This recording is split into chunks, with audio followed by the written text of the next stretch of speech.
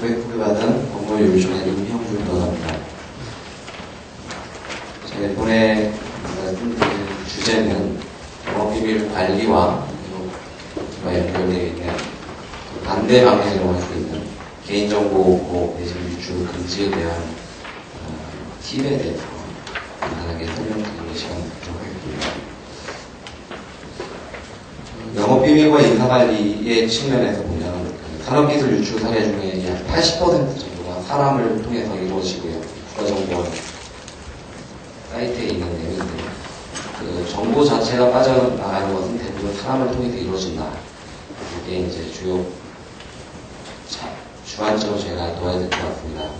그래서 영업비밀 측면에서 우리가 인사관리를 어떻게 해야 되는지, 인사관리를 통한 영업비밀 보호 대신 침해 방지를 입사와 보호 유지 시, 퇴사 시와 관련해서 살펴볼 필요가 있다고 생각합니다.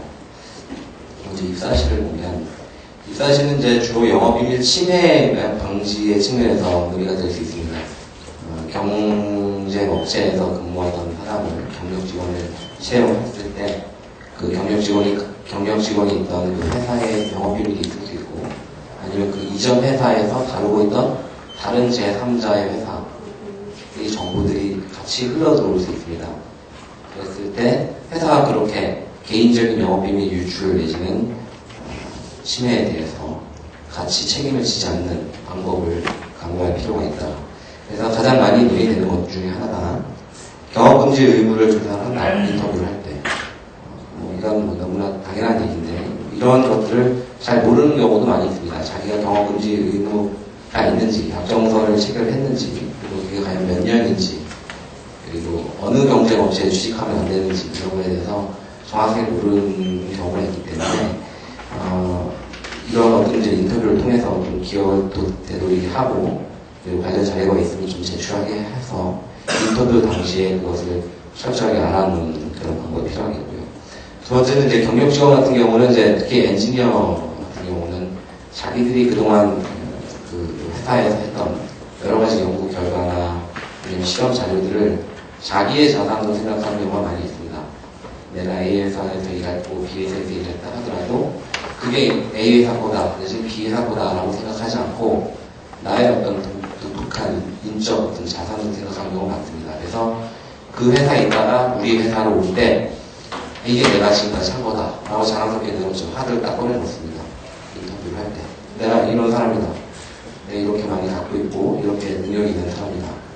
그랬을 때 우리가 채용을 하는 입장에서 그 인터뷰를 할 때 그런 자료를 함부로 보내려고 얼마나 잘 자료를 파일링을 해놓고 있는지 보자. 그러면 그 회사의 서버나 컴퓨터에 깔리는 순간 그 회사는 영업비밀 침해 책임에서 그냥 묶이게 되는 거죠. 검사하기 위해서 내지는 정말 너가 안 갖고 있는지 여부를 확인하기 위해서 우리가 그걸 한다는 행위 자체가 저쪽 입장에서, 이전 회사 입장에서는 공격할 수 있는 빌미를 마련해 주는 겁니다. 우리가 아무리 나중에 분쟁이 발생해서 그 파일들을 다 지운다 하더라도 포렌식을 통해서 다 복구가 되기 때문에 이 부분은 아주 큰 리스크가 될 것 같습니다. 마지막으로 세 번째가, 그래서 이런 것들을 금지해야 된다는 것이 영업비밀 침해 방지 차원에서의 어떤 하나의 포인트가 되겠고요.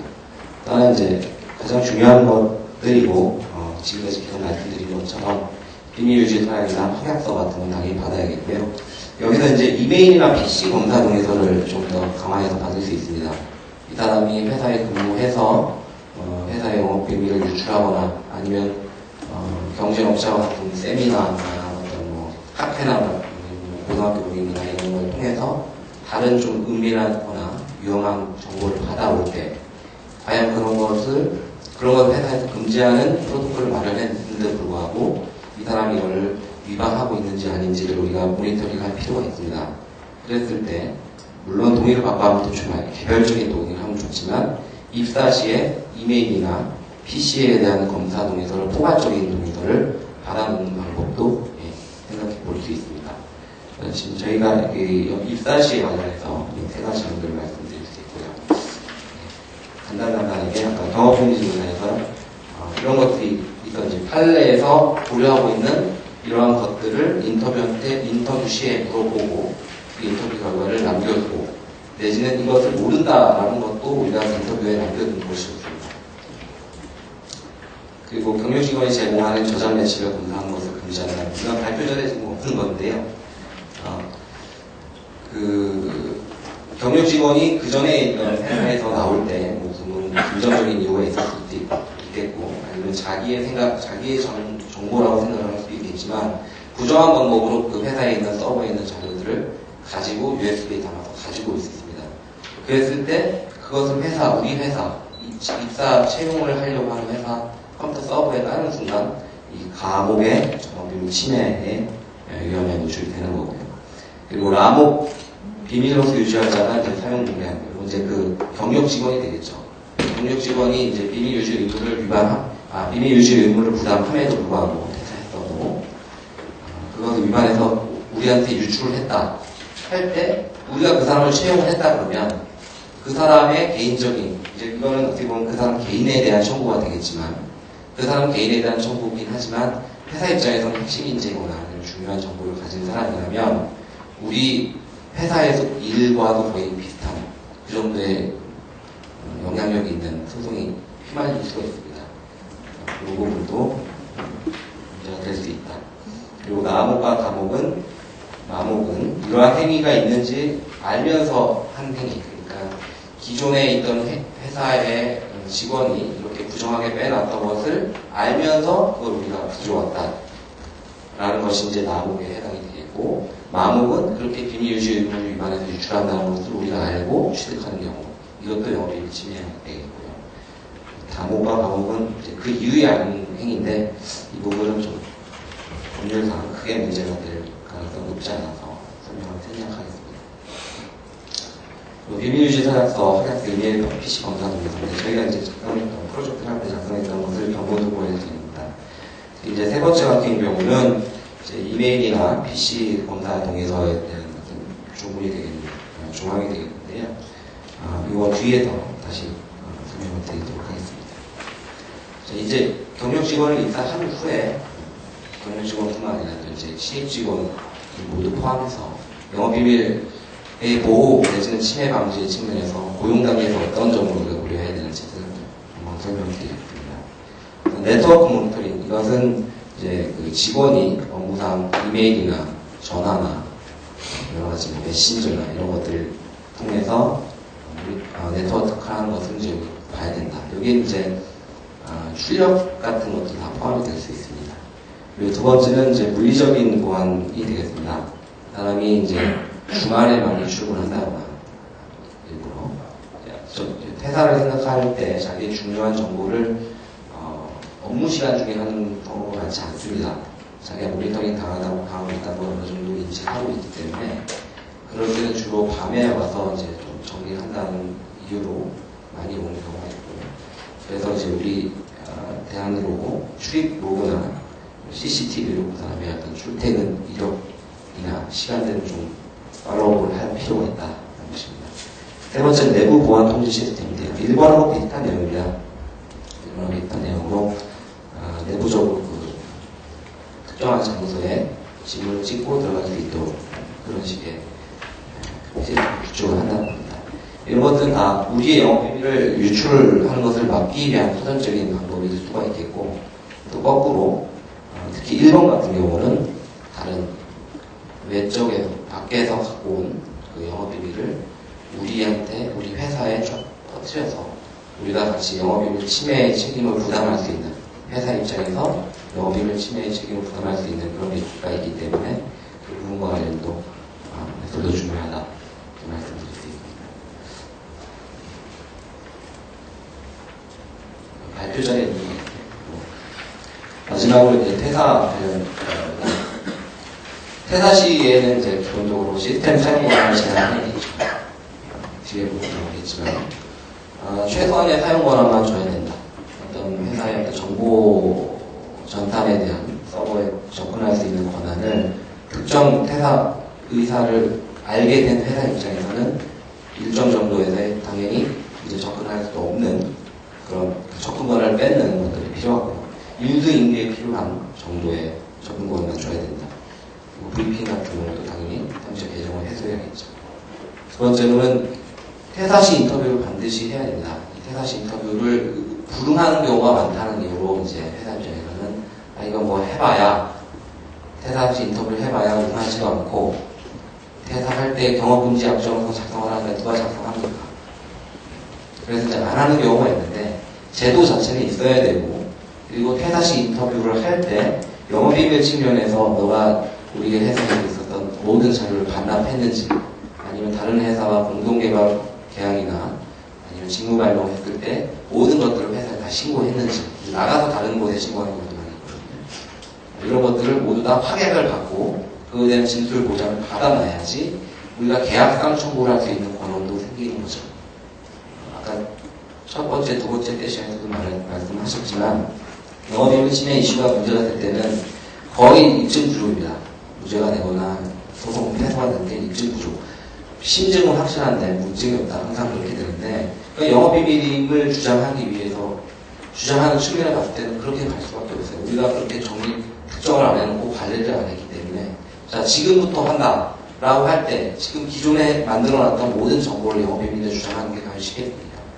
지금부터 할 수 있는 것들은 이제 이런 것들인 거죠. 계약으로 얘를 바인딩하거나 취할 수 있는 방법을 강구하는 것이 우선 1차적으로 필요하고 점차적으로 영업비밀의 비밀관리성이나 특정이나 등급분류나 이런 것들을 해야 된다. 특히 이제 퇴사 면담을 할 때 거부하는 경우가 있습니다. 많습니다. 그런데 이런 경우도 다 기록을 해놓고 이런 기록을 하는 것 자체가 나중에 소송으로 갔을 때 증거자료에서도 상당히 유리할 수 있습니다. 대부분 이제 퇴사할 때 대부분 두 가지의 부류인데 아예 퇴사 시 인터뷰를 불응하는 경우 그리고 퇴사 시 인터뷰 때 어디 가서 뭘 하냐면 대부분 아버지 사업을 돕는다거나 치킨집을 한다는 건데 그런 것들을 나중에 입증자료로 제출을 한다면 이 도덕적인 판단, 모럴의 측면에서도 우리 입장에서는 좀 더 유리한 위치에 설 수 있는 것이고 상대방 입장에서는 자기 주장 전체 신빙성도 탄핵할 수 있는 그런 간접적인 제도로도 사용할 수가 있습니다. 그럼 마지막으로 퇴사자 전산 장비를 조사해야 된다. 우선 전산 장비는 PC나 태블릿이나 휴대폰 같은 것들이 있겠죠. 두 번째 시스템 및 네트워크는 그 사람이 사용했던 이메일, 개인 이메일도 다 포함해서 이런 것들을 해야 된다. 이 왼쪽 같은 경우는 이렇게 기본적으로 어떤 시스템적으로 우리가 구축해야 되는 것이기 때문에 비용이나 시간이 상당히 드는 부분이 있습니다. 그리고 두 번째 같은 경우도 마찬가지인데 그래도 좀 더 쉬울 수 있는 현실적으로 더 가능할 수 있는 방법은 두 번째 같은 그 사람이 사용했던 이메일이 외부로 유출되는 것들 이런 것들을 먼저 우리가 구축할 수 있지 않나 이렇게 합니다.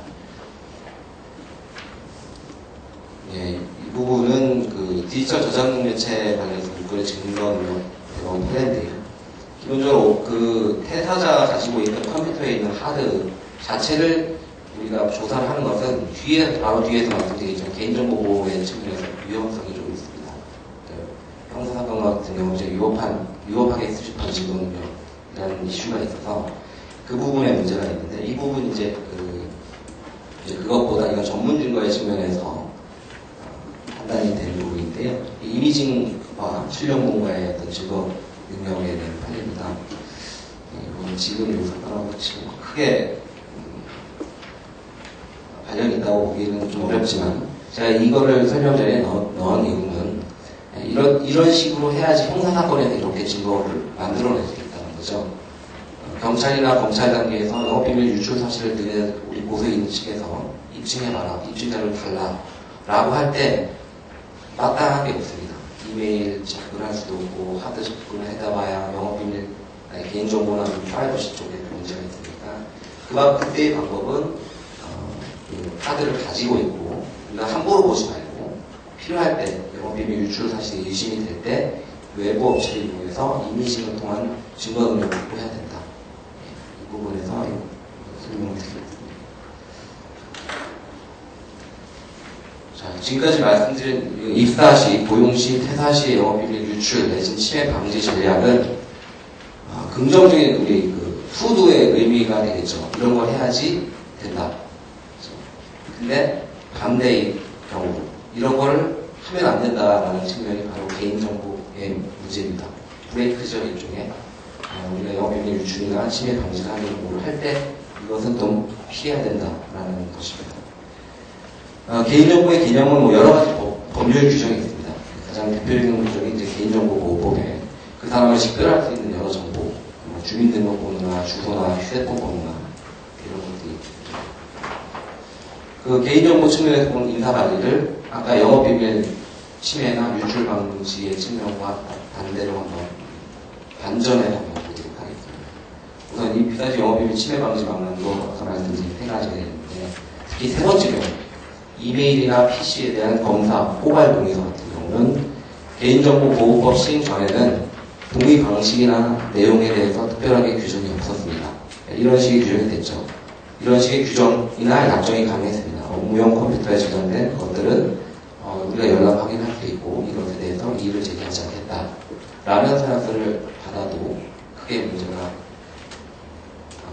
없다고 말씀드리긴 좀 단언하기 어렵지만 이거에 대한 어떤 법률 규정은 없었죠. 근데 개인정보보호법 시 이후에는 개인정보를 받거나 그것을 추후에 사용할 때는 저런 수집 이용 목적, 그리고 어떠한 개인정보인지, 그리고 보유 기간이나 이용 기간은 언제인지, 그리고 이 동의를 거부할 수 있다는 사실에 대한 것을 체크하게끔 법이 규정을 하고 있습니다.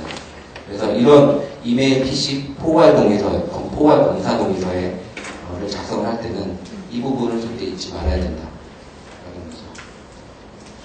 두 번째, 고용 유지 시 네트워크 모니터링이나 이런 사업자 CCTV 같은 경우를 말씀드렸는데 출입자로 지문인식 출입로그 같은 경우는 지문은 어디까지나 개인정보죠. 절대적 개인정보이기 때문에 이 지문을 과연 우리가 회사가 받아낼 수 있느냐라는 거죠. 물론 동의를 한번 받을 수 있습니다. 동의를 한번 받을 수 있는데 동의를 하지 않았을 때 한 사람이라도 동의 안 하면 그거는 전체적인 지문 인식 시스템 자체 구현이 어렵기 때문에 이런 경우는 어떻게 되냐. 개인정보보호법 15조 1항에 보면 정보 주체와의 계약 체결 이행을 위해서는 불가피하게 때는 동의가 필요 없어도 그 정보를 수집하고 이용할 수 있다고 하고 있습니다.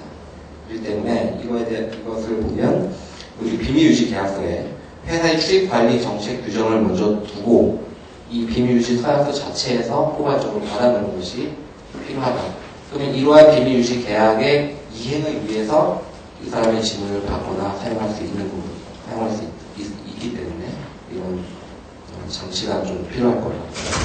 사업자 CCTV 같은 경우는 이 사람이 몇 시에 들어오고 언제 나가고 이런 것들 우리가 파악하기 위해서 설치한 경우가 많은데 이것도 기본적으로 동의를 하지 않으면 개인정보보호법에 위배가 됩니다. 근데 15조랑 6호를 보면 정당한 이익을 달성하기 위한 필요한 경우로서 명백하게 개인정보 주체의 권리보다 우선하는 경우, 그러니까 정보 주체는 근로자가 되겠죠. 이 경우에는 합리적인 법에 대해서 수집하거나 이용할 수 있다고 합니다. 따라서 회사 보안 규정에 반드시 영업비밀과 관련한 이렇게 우리 CCTV 같은 규정을 우리가 하고 있고 여기에 누가 동의한다 라는 것들을 규정해 놓은 게 우선 전제고요. 두 번째는 저 단서에 있는 합리적인 범위이기 때문에 모든 사업장이 그렇게 하는 것보다는 우리가 특정한 정보를 비밀로서 보관하고 있는 그런 장소에 한정해서 CCTV를 걸어놓는 것이 적절할 것 같습니다. 그리고 근로자의 동의를 받는 경우에도 개인정보보호법상의 문제는 없지만 근로자 참여 및 협력 징계에 관한 법률을 보면 노사의 협의사항이라고 되어 있습니다. 관련 법령에 대한 리스크 체크를 해야 된다. 마지막으로 퇴사 시 개인정보 침해입니다. 여러 가지 방법 중에 퇴사일의 전산 장비를 우리가 조사할 수 있다라는 걸 설명을 드렸는데요. 이 부분은 당연히 개인정보 부분이 포함이 됩니다. 그래서 저희가 제안드린 팁은 기본적으로 그 해당 직원한테 저장장치에 저장된 개인정보를 모두 삭제한 다음에 나가라고 고지를 합니다. 이게 이제 퇴사 시 인터뷰나 그럴 때 얘기를 해야겠죠. 우리가 너 거를 이용할 수 있기 때문에 너의 개인정보는 다 지우고 나가라 라고 하고, 두 번째는 확인서를 수용합니다. 나는 너한테 그렇게 얘기를 해줬고 당신은 개인정보를 지울 이유가 있는데도 불구하고 안 지웠다면 그것은 15조에 따라서 너가 동의한 것으로 간주한다 라는 확인서를 받아들이면 되겠죠. 그리고 반드시 개인정보 저사는 외부 전문가로 활용해야 된다. 우리가 책임 주체에서 빠져야 되기 때문에 더 안전하게 하기 위해서 외부 전문가를 활용을 해야 되겠고, 그렇게 외부 전문가를 활용할 때는 반드시 비밀 유지 약정을 체결해야 됩니다. 그 외부 전문가가 그 정보를 또 빼돌리거나 유출하면 안 되기 때문에. 마지막으로는 보고 불능 조치를 해야 된다. 이렇게 정보가 다 되어 있으면 이미징을 뜯든가 해서 그거는 증거로 남겨놓고 하드 장치는 아예 보고 불능 조치를 하고 이미징 파일을 보안 담당자가 접근할 수 있도록 제도를 구축하는 것이 바람직한 것입니다.